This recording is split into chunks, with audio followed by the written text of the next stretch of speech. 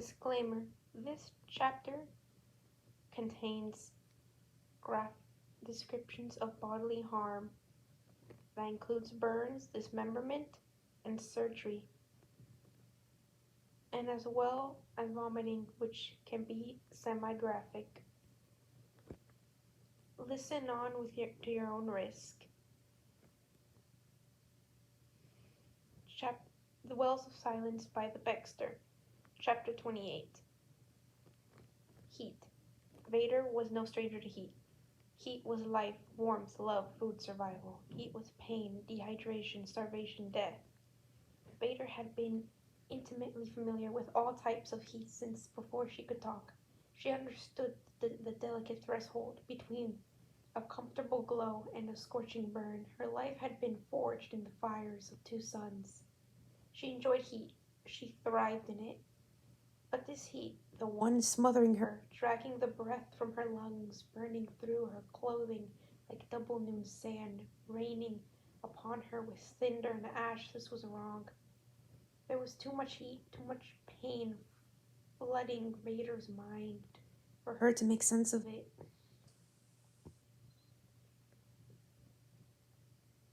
The signals bombarded her, making it impossible to do anything more than run on instinct. Her legs burned at the searing, charred stumps Obi-Wan's blade had cut them down to. Millions of red-hot pinpricks needled her skin, cutting through her clothing to blister. The soft flesh beneath her insides were molten, her lungs choked and burned. With every ragged breath, her stomach convulsed uncontrollably, bringing up hot black bile. Her very heart felt like it had been thrown into the lava river rushing below her. The heat of the flow was intense, but she had been fortunate enough to fall far enough up the bank that mere proximity would not harm her. Vader clawed her way up the step bank, every inch of progress pure agony. The parts of her body in contact with the scorching ground were blistering. Her lungs rejected the toxic fumes hovering at ground level. Her shocked body, desperate for oxygen and relief, didn't know what to do. There was nowhere to go, no way to escape the heat and poison. Her arms shook uncontrollably as she pulled her way up, muscles screaming in agony. Vader was aware of these things, but they didn't matter. Physical pain damaged her body meant nothing to her. She focused only on the twin bonds, reflecting her own pain, but also fearing her children's pain to her. Her children needed her. Nothing would stop her from protecting them. Vader's vision darkened. Her arms gave out beneath her, and her face smashed into the ground. Another coughing fit brought up more bloody bile. Vader couldn't move, couldn't breathe, couldn't think. She could feel the unprotected skin of her face burning against the ground. She could smell her own skin searing. She could do nothing about it. Sheer force of will kept her eyes open and her fingers twitching to crawl forward. Her children needed her. She had to get to them. Suddenly, in the space between heartbeats, the bonds disappeared, winked out of existence like candle flames in a gale. Vader scrambled to find the bonds. With her consciousness slipping, she must have lost contact, but she couldn't find them. It was as if her children had no. A scream ripped through Vader's ash-coated throat. The last poison breath in her lungs turned into anguish. This had been for them everything she had been to protect them, and they still had been killed. When her scream died out in her lungs, emptied, Vader didn't make an effort to inhale. She closed her eyes, pressed her face into the ground, and waited for death to claim her. Vader had given up. Sidious could sense the despair in his apprentice and the emptiness. There was no instinct fighting inside her, no rage burning like a furnace. Her lungs only continued to work, and her heart only continued to beat simply because because that part of her brain had not shut down yet. His lips curled into a disdainful sneer and his clones lifted Vader into a medical capsule. He had not put that much work into grooming Vader to be his apprentice for her to give up just because some meaningless bonds had been cut.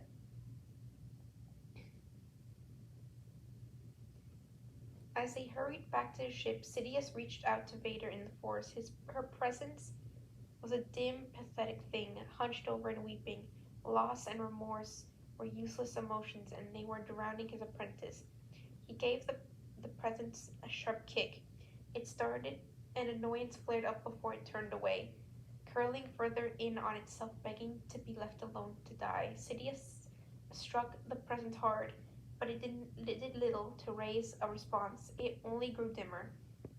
He wanted to throttle her for her stupidity and for having the audacity to presume she had to choose when she could leave his service. Vader would be his to use until her usefulness ran out. The medic fitted a medicated oxygen mask over Vader's face. Her presence brightened reluctantly. As they ascended through the turbulent atmosphere, Sidious gave his apprentice's injuries a cursory glance. She was missing a hand and her legs, but new limbs could be attached. Her burns were severe and would require grafts, but they posed no mortal threat. It was her lungs that were the problem. The poisoned gases of Mustafar had done irreparable damage. She would need replacements. But the medicated oxygen the medic was feeding her wasn't going to be effective enough to keep her alive until they reached Coruscant. Vader was capable of keeping herself alive through determination alone, but she had no will, no desire. Sidious searched through the Force. His idiot apprentice was not allowed to die. He sensed a strong presence, familiar and annoying, a constant thorn in his side. A wicked smile twisted his lips. Sidious, after all, was the master of death. Polis Massa was a tiny asteroid colony. Rex could see a complex of transparistal bubbles over the colony. One main cluster of a few outlying structures, but it hardly covered a square mile. General Kenobi directed him to the hangar, and a small skiff was able to touch down directly in one of the old outlying bays. Rex could see a CR-90 Corvette through the transparistal walls of the hangar, a civilian ship more expensive than a small archaeological research base should have. Who did that belong to? He could see several figures approaching from the entrance of the hangar, a human and two droids by the look of it. One was pushing a gurney. As soon as Rex had the ship powered down, he hurried back to the room where Padme was resting. The senator's condition hadn't improved much over the course of their short journey from Mustafar. He hadn't gotten obviously worse, but Rex knew that minutes could make the difference between life and death when it came to internal injuries. General Kenobi, a voice shouted from the ship's ramp. Rex recognized the voice, and in a few seconds, Senator Organa ran to the doorway. "I have the gurney, but it won't fit through the hallways." Obi-Wan nodded. "We'll carry Padme out. Rex, take his legs." "Yes, sir." Rex hurried to position. Kenobi counted to 3, and they hoisted Padme off the bed. They tried to carry him as gently as possible, but Padme groaned lowly in pain at the movement. He hadn't regained lucidity since they left Mustafar, and he still didn't then. They deposited Padme on the waiting gurney, and the two med droids rushed it away. Rex and Kenobi hurried back to the room to collect the twins. They had been soothed to sleep by General Kenobi during the flight, and even now they still slept. Their tiny hands reached across the space between them and rested against each other.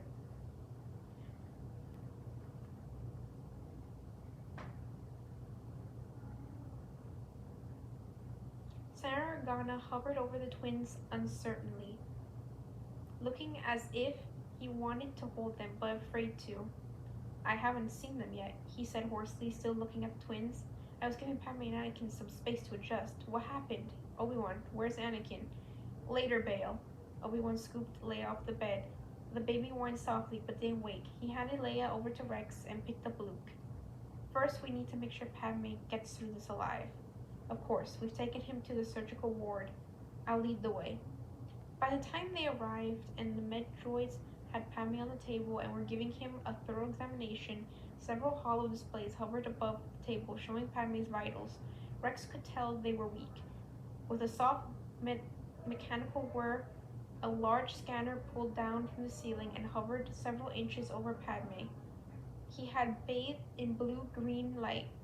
When the scanner activated, one droid continued his ministrations while the other floated over to a computer console on the side wall. The three of them watched as the droids worked in silence until a sharp tap of a stick against the tile floors broke them from their reverie.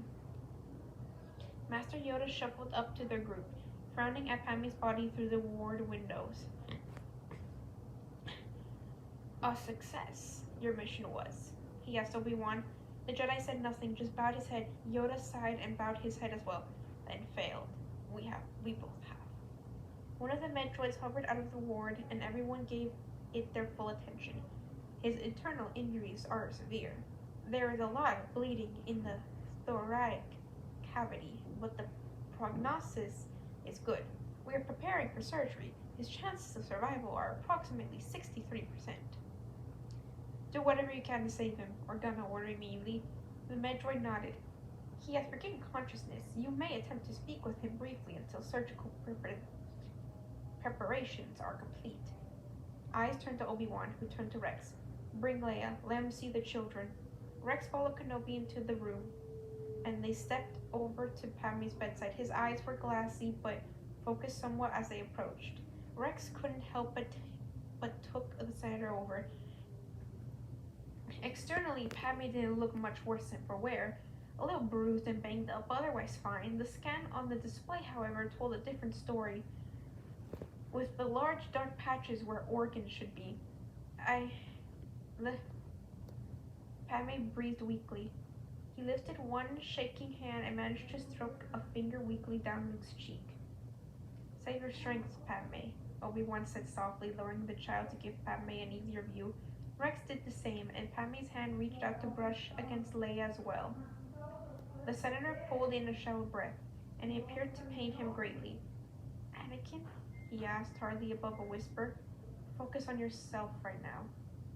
Padme's head wobbled weakly, as if he was trying to shake it. No, there's still good in her. Just stringing together the words cost him dearly, and he had to pant to regain enough breath to finish the thought.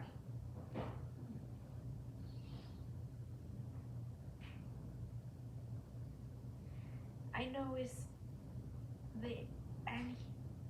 Padme pointed weakly to the twins. Still good. Padme managed to catch Luke's hand in his own. He ran his thumb over the tiny fist. Neither Obi-Wan nor Rex had anything to say.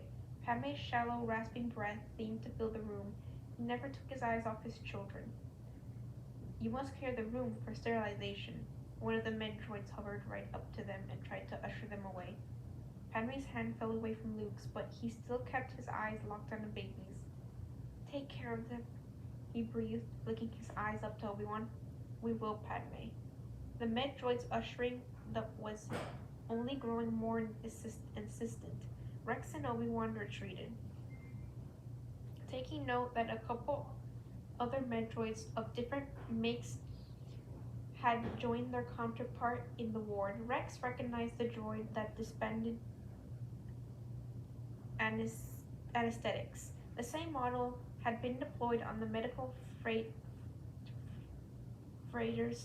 throughout the war.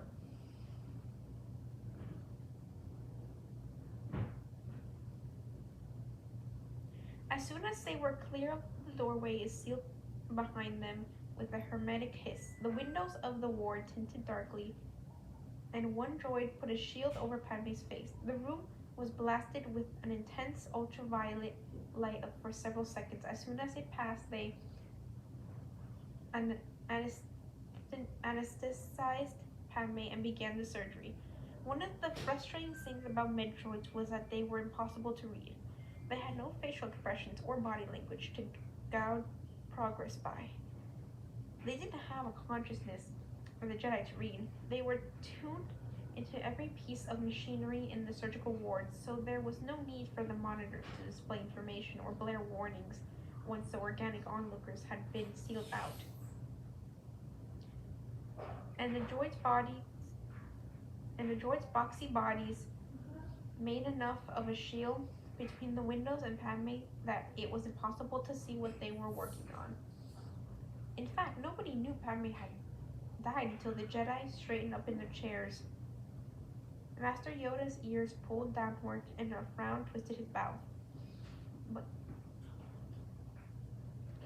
it was Obi-Wan who gave it away. He broke out of his meditative slouch with a sharp inhale. Eyes were wide and horrified as he breathed out a soft, "Oh no." Then the twins started wailing. Nearly an hour had passed and the children had been silent as they had been passed amongst the arms of the anxious watchers. An aide had procured a bassinet for the twins, but they both fussed as soon as they were put down. When Padme died, Organa was holding Leia while Rex took a turn holding Luke. Up until the point, the infants had been quite contentedly drooling on Rex's shoulder when the crying started. Bale held Leia closer, trying to comfort the baby. Rex tried to emulate the senator, but Luke only howled louder until Kenobi stepped over and used some Jedi trick to soothe the inconsolable infant. By the time they got the twins calmed down again, the med droids had unsealed the surgical ward and one was hovering in the doorway. I am sorry, but we were unable to save him, it said, bowing its head in a programmed mimicry of remorse. But your prognosis, Bale started, his arms still wrapped protectively around Leia, was overestimated, the droid completed. We were unable to detect the damage to his ribcage with our scans. The bones were scattered into thousands of pieces and had caused severe damage to the organs. It paused as if searching for its next thought. We cannot explain it. We were able to stop the bleeding, and we were working on repairing the damaged tissue. The surgery should have been a success, but we lost him. The droid bowed its head again. I am sorry, but we cannot find a medical explanation. Yoda sighed mournfully and shook his withered head. The work of the dark side, this is. More powerful, Darth Sidious is than I feared. Rex couldn't begin to imagine how a Sith Lord half a galaxy away could have possibly killed Senator Amidala. Even after working closely with the Jedi for the last 3 years, the Force was still much of a mystery to him. Master Yoda knew more about the Force than anyone, and Medroids were incapable of covering their mistakes to protect their careers and egos. If the droids said it wasn't a medical error, and Yoda said it was Sidious, then Rex heaved a sigh and wandered closer to the window. Amidala's chest had been carved open by the droids, but they attempted the sheet over it once the senator had died. There wasn't a speck of blood on the sheet, nothing to even hint at the gore it hid. The droids had been meticulously cleaned, used tools, and those with dirty appendages had been cleared from the room while the barrier of bad news had kept them distracted. There wasn't a single bloody scrap of gauze dropped on the floor, no drops that had fallen from a tool. Droids didn't have sweaty foreheads to wipe at absent-mindedly while they struggled to stitch together their patients. Rex had seen a lot of death over the course of the war. He'd seen even more blood by this point. He could tell with just a glance how much blood a brother had lost by the side of the pool he laid in, or by the pallor of his face. He was intimately familiar with the volume of blood a brother could lose before he was a lost cause. Death and blood were often synonymous. The sterility of the surgical ward, the immaculately clean sheets covering the droid's efforts, the peaceful expression on Amidala's face, it was all so tasteful. A death like this had no right to be tasteful. Senator Organa was issuing orders to the Medroid, instructing on what was to happen to Amidala's body. Sorrow hung thick in his words when he said, "We will retire to the conference room while you prepare the body." The group turned away from the windows. Master Yoda led the slow procession out of the medical wing. Obi-Wan reached out with his free hand and gripped Organa's upper arm in a gentle show of comfort. Rex took up the rear, walking with his head bowed, acceptance of the inevitability of death had clearly been bred into him. But even still, he had been hoping and praying that the specter wouldn't touch Senator Amidala.